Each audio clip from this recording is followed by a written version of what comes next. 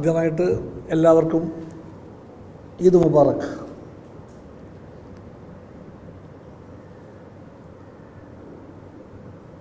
പെരുന്നാളിൻ്റെ ഒരു ആവേശമാണോ അതോ ആലസ്യമാണോ എന്ന് എനിക്കറിയില്ല. രണ്ടും കൂടി കലർന്ന അന്തരീക്ഷമാണ് പ്രസ് ക്ലബിലുള്ളത്. കേരളത്തിൻ്റെ പ്രത്യേകത എല്ലാ മതങ്ങൾക്കും എല്ലാ വിശ്വാസങ്ങൾക്കും ഇവിടെ മഹത്തായ സ്ഥാനമുണ്ട് എന്നുള്ളതാണ്. അതുകൊണ്ട് ഇവിടെ ഈദും ഈസ്റ്ററും വിഷുവും എല്ലാം എല്ലാവരുടെയും ആഘോഷമാണ്.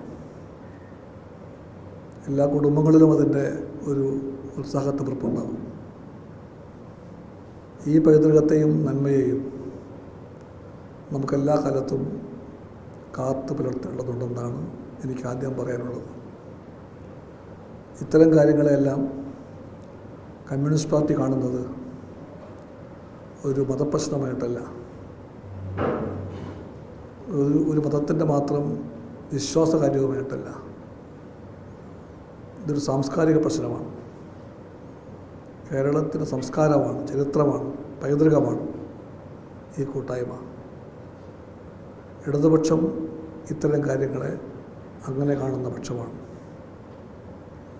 ഈ പക്ഷത്തിൻ്റെ ഈ നിലപാടിൻ്റെ പുറകിലെ സംസ്കാരത്തെയും അതിലേക്ക് ഞങ്ങളെ നയിക്കുന്ന രാഷ്ട്രീയത്തിൻ്റെയും മഹത്വം എപ്പോഴും ഞങ്ങളെ നയിക്കുന്നുണ്ട്. തിരഞ്ഞെടുപ്പ് വന്നാലും പോയാലും ഇത്തരം ചില മൗലിക നിലപാടിൽ ഇടതുപക്ഷം മാറില്ല, മാറാൻ പറ്റില്ല. എത്ര പെട്ടെന്നാണ് കേരളത്തിലെ ചില കേന്ദ്രങ്ങൾ ചില വിഷയങ്ങളെ ഊതിപ്പെരിപ്പിച്ച് വലുതാക്കുന്നത്.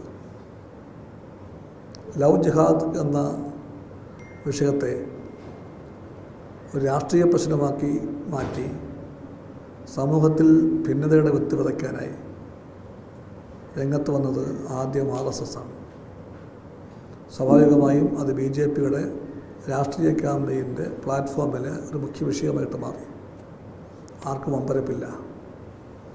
അതാണ് RSS, അതാണ് BJP. വാസ്തവത്തിൽ ലവ് ജിഹാദിൻ്റെ മറപറ്റിക്കൊണ്ട് എന്താണ് അവർ ലക്ഷ്യമാക്കിയത് എന്ന് പിന്നീട് കേരളം കണ്ടു. ലവ് സ്റ്റോറി വന്നപ്പോൾ, ലവ് സ്റ്റോറി അല്ലല്ലോ, കേരള സ്റ്റോറി. ഇത് കേരള സ്റ്റോറി വന്നപ്പോൾ നമ്മളതിൻ്റെ ലക്ഷ്യം മനസ്സിലാക്കി. അതിൻ്റെ ചുറ്റിപ്പറ്റി അന്നാരംഭിച്ച വാദങ്ങളും വിവാദങ്ങളും നമ്മൾ ഓർത്തത് തൽക്കാലത്തേക്ക് കെട്ടടങ്ങിയെന്നാണ്. പക്ഷേ തൽക്കാലത്തേക്ക് അത് കെട്ടടങ്ങിയുള്ളൂ. ഇപ്പോൾ അതിനെ വീണ്ടും ഒരു വിഷയമാക്കി മാറ്റാൻ അവർ ശ്രമിക്കുന്നുണ്ട്. കേരള സ്റ്റോറി ഒരിക്കലും ദ റിയൽ സ്റ്റോറിയല്ല, ഒരിക്കലുമല്ല. കേരളത്തിൻ്റെ റിയൽ സ്റ്റോറി ഇതാണ്. മൈത്രിയുടെ, സ്നേഹത്തിൻ്റെ, കൈകോർത്ത് പിടിക്കലിൻ്റെ, പങ്കുവെക്കലിൻ്റെ സ്റ്റോറിയാണ് കേരള സ്റ്റോറി. അതിലൂടെയാണ് കേരളം കേരളമായത്. ആ കേരളത്തെ നോക്കിയാണ് നമ്മൾ പണ്ട് പാടിയത്, എന്നും പാടുന്നത്. കേരളമെന്ന പേർ കേട്ടാൽ അഭിമാനപൂരിതമാകണം, അല്ല, ഭാരതമെന്ന പേർ കേട്ടാൽ അഭിമാനപൂരിതമാകണം അന്തരംഗം. കേരളമെന്ന് കേട്ടാലോ തിളയ്ക്കണം നമുക്ക് ചോര ഞരമ്പുകളിൽ. ഇത് നമ്മൾ വെറുതെ പാടിയതല്ല, അതാണ് കേരളത്തിൻ്റെ ബോധ്യം. ഭാരതമെന്ന പേര് കേട്ടാൽ അഭിമാനപൂരിതമാകുന്ന അന്തരംഗമുള്ള ഇന്ത്യക്കാർക്ക്, കേരളീയർക്ക് കേരളമെന്ന് കേട്ടാൽ തിളയ്ക്കണം ചോര നമുക്ക് ഞരമ്പുകളിൽ എന്ന് പാടാനായത് ഇത് കേരളമായത് കൊണ്ടാണ്. ആ കേരളത്തിൻ്റെ സ്റ്റോറിയിൽ സ്നേഹമേ ഉള്ളൂ, മതഭേദമില്ല. എല്ലാ ആഘോഷങ്ങളും എല്ലാവരുടേതുമാണ്. ആയിരക്കണക്കായ വീടുകളിൽ ഇന്ന് കാണാൻ കഴിയും തൊട്ടപ്പുറത്തെ വീട്ടിലെ ഹിന്ദു കുടുംബങ്ങൾ ഇന്ന് ഈദ് ആഘോഷിക്കുന്നുണ്ട്. ഇതിൻ്റെ പങ്ക് അവിടെ എത്തുന്നുണ്ട്. ഈസ്റ്ററിന് ക്രിസ്ത്യൻ കുടുംബങ്ങളിൽ അപ്പം അപ്പുറത്തും അപ്പുറത്തുമുള്ള മുസ്ലിം ഹിന്ദു കുടുംബങ്ങൾ എത്തിയിട്ടുണ്ട്. വിഷു വരുമ്പോൾ ആഘോഷങ്ങളിൽ എല്ലാ ആളുകളും ഒരുപോലെ പങ്കെടുക്കുന്നുണ്ട്. ഓണം ദേശീയ ഉത്സവമായി മാറിയത് അതുകൊണ്ട് തന്നെയാണ്. അതൊരു മതത്തിൻ്റെയോ ഒന്നുമല്ല, ആകാനും പാടില്ല. അപ്പോൾ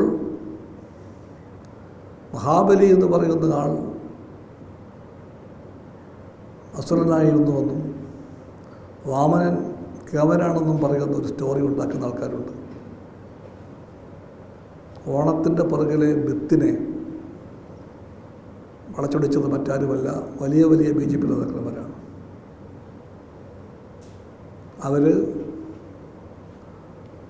മഹാവിഷ്ണുവിൻ്റെ അവതാരമായ ആളായതുകൊണ്ട് വാമനൻ കാണിച്ച കാര്യം മഹത്തായ പ്രവൃത്തിയാണെന്ന് വാദിക്കുന്ന ആൾക്കാരാണ്. അത്തരത്തിൽ പുരാണങ്ങളെയും ഇതിഹാസങ്ങളെയും എല്ലാം രാഷ്ട്രീയ ലാഭത്തിന് വേണ്ടി വളച്ചൊടിക്കുന്ന രാഷ്ട്രീയത്തിൻ്റെ പേരാണ് മൗലികവാദമെന്ന്. ആ മൗലികവാദം എവിടെയായാലും തെറ്റാണ്.